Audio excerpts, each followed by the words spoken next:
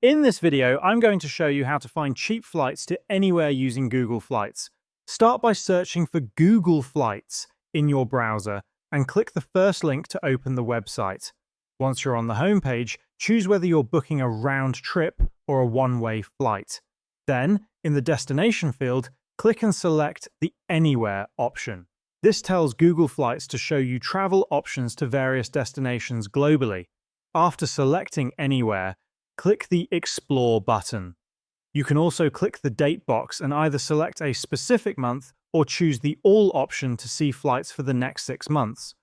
Google Flights will then present you with a list of potential destinations along with the lowest flight prices available for each.